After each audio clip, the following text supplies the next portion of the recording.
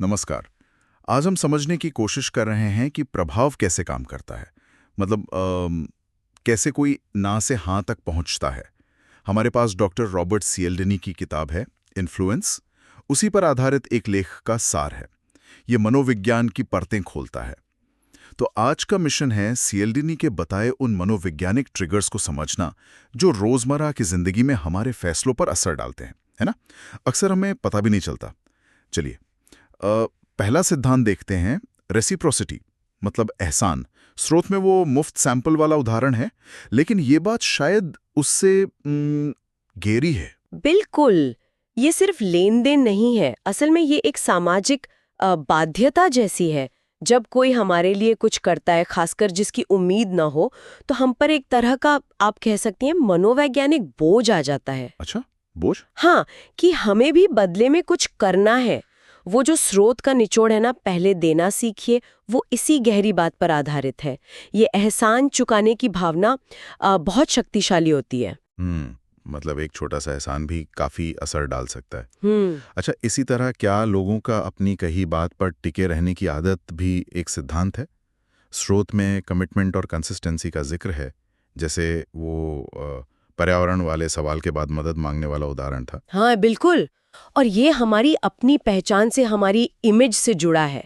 हम सुसंगत दिखना चाहते हैं। एक बार जब हम किसी छोटी बात पर हाँ कह देते हैं, खासकर अगर वो सबके सामने हो या लिखी हुई हो, तो फिर बाद में उसी से मिलती जुलती बड़ी बात के लिए मना करना मुश्किल हो जाता है। हाँ, सही है। इसे foot in the door technique भी कहते हैं।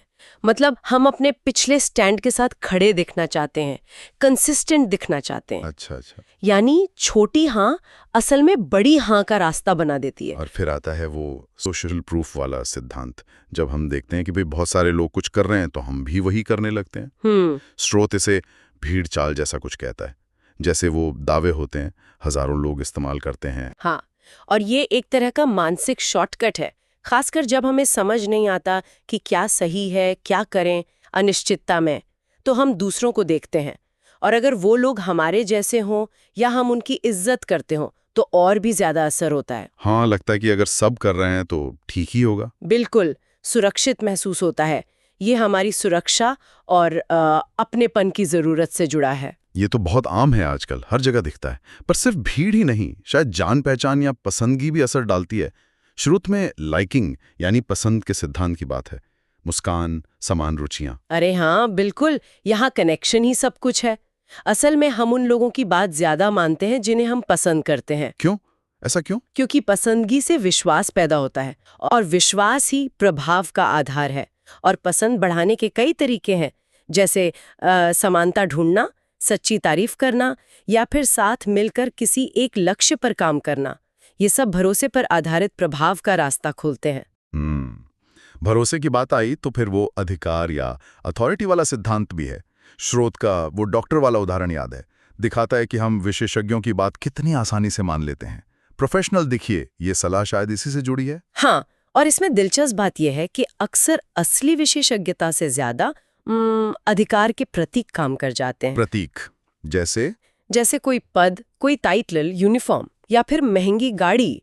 हमने बचपन से सीखा है कि अधिकार का सम्मान करना है, और कई बार ये प्रतिक्रिया बस अपने आप चालू हो जाती है, बिना सोचे समझे। अच्छा।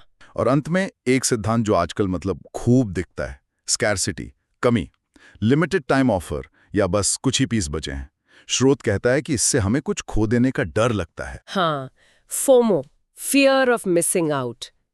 मनोविज्ञान ये है कि जो चीज कम उपलब्ध होती है या मुश्किल से मिलती है, हमें वो ज्यादा कीमती लगने लगती है। और जब हमें लगता है कि कोई चीज हमसे छिन सकती है, तो उसे पाने की इच्छा और भी बढ़ जाती है। इसे मनोवैज्ञानिक रिएक्टेंस कहते हैं। मतलब सीमित है तो बेहतर होगा, ऐसी सोच बन जाती है। बिल्कुल। तो ये थे प्रभाव के 6 मुख्य हथियार: एहसान, प्रतिबद्धता और निरंतरता, सामाजिक प्रमाण, पसंद, अधिकार और कमी। सियल्डिनी की किताब पर आधारित इस लेख ने इन्हें काफी अच्छे से उजागर किया है। हाँ, और इन सिद्धांतों को समझना वाकई बहुत फायदेमंद है। न सिर्फ ये जानने के लिए कि दूसरों को कैसे प्रभावित किया जा सकता है, बल्कि ये पहचानने के लिए भी कि कब ये हम पर इस्तेमाल हो रहे हैं। इससे हम विज्ञापनों को, सेल्स पिच को या रोज की बातचीत को ज्यादा समझदारी से देख सकते हैं। बिल्कुल सही कहा। और जाते जाते एक सवाल सोचने के लिए छोड़ जाते हैं। इन सिद्धांतों को जानने के बाद क्या दुनिया को देखने का, विज्ञापनों को समझने का या लोगों के आपसी व्यवहार को परखने का नजरिया थोड़ा बदलता है?